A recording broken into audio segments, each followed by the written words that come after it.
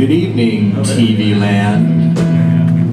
Is everybody comfortable? I hope so, because we are about to open the phone lines as we take a break from our regularly scheduled news hour so that we can bring you this very important message from thousands of miles beneath the Earth's crust, where we have taken control of the airwaves. That's right, my faithful little listeners. This is a workforce block, and I'm your host with the most ghost for the evening. That's right, I am the radio tower of power, the man of every hour. Too hot to handle, too cold to hold, space is the place, and I'll tell you right now that I may not be the biggest rocket in the silo,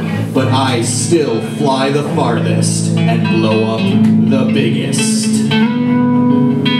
But I'll tell you something right now, this one is not about chewing gum, baseball cards, overcoats, or dreams, rain-soaked pavement, or snow falling freely on the living and the dead. Oh no, see, this one is a word from our sponsors, because this broadcast is brought to you by the good people at the Corporation for Public Broad Chasing, Dr. Butch Scholeri's home for interesting women, and viewers like you who want me to tell you that on my good days, I sing love songs to lampshades, and I brew industrial strength coffee that might as well be rocket fuel, because reveille sounds sharply every morning at the ass crack of dawn, like a hammer pounding into a rail.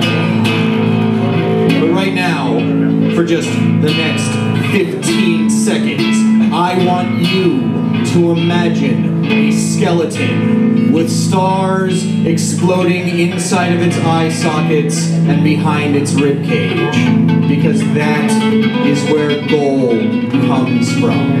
The swirling death throes of nuclear infernos are the only place where shining things are born.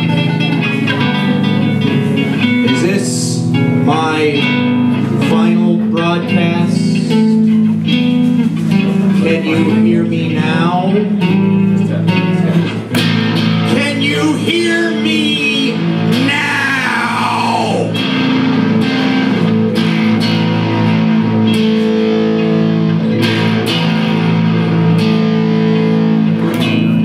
See, the Greeks, they used to say that poetry starts on the lips. It's just like kissing bottles. This gin has a blonde whore on its label, and you should ask for it by name, because it is the only liquor guaranteed to take 2 sets of blue eyes and change them green like moon rings.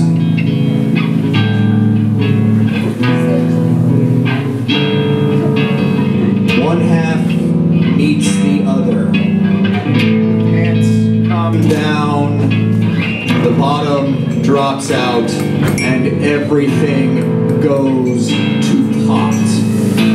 But you play chess, you play the violin, and because of that, I think you'll know what I mean when I tell you that a dog may lie on a count's sofa and a horse may be patted by a lady's hand.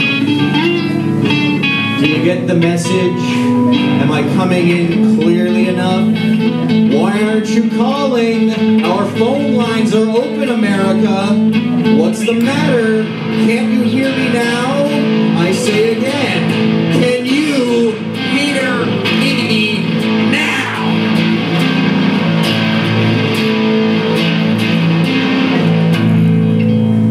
Oh my. This one is dedicated to a special girl over in Copenhagen from her man back in the States. because she's been gone for such an awful long time. But he's kept a light on for her, and he's received every single one of her picture postcards from the gates of heaven. He keeps them in a box because they are a reminder that there was a time when he was, in fact, the only man on earth, and she was bound and determined to prove it. But this is craziness. They are involved in craziness.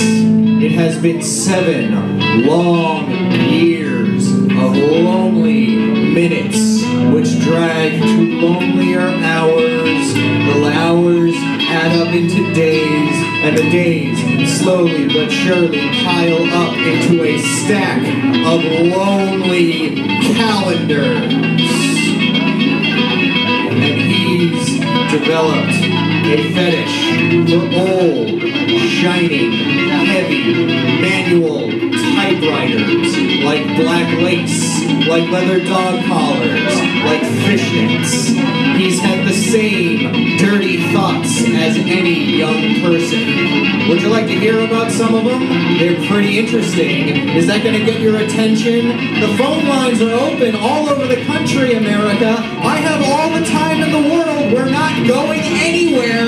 For the last time, or maybe not, I'm going to ask you if you can hear me now. Can you hear me now?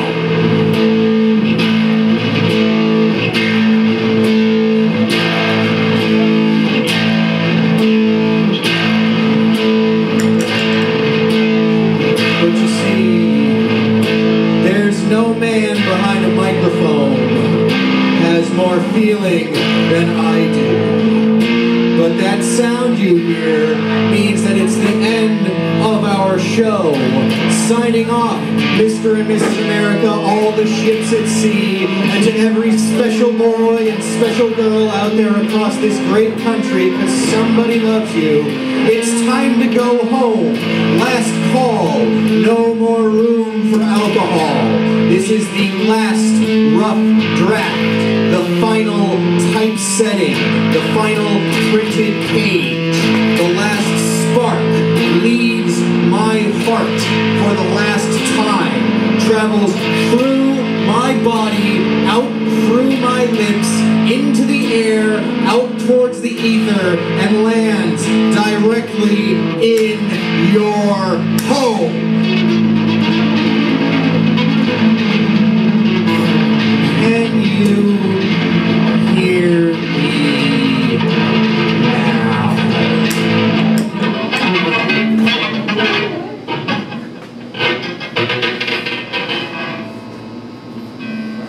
This was a test of the emergency Scholeri system. Has it been a real emergency? Well, we're useless in that. However, this show, as always, was dedicated to Liza Minnelli, who is beautiful, fabulous, and immortal. I hope you enjoyed yourselves.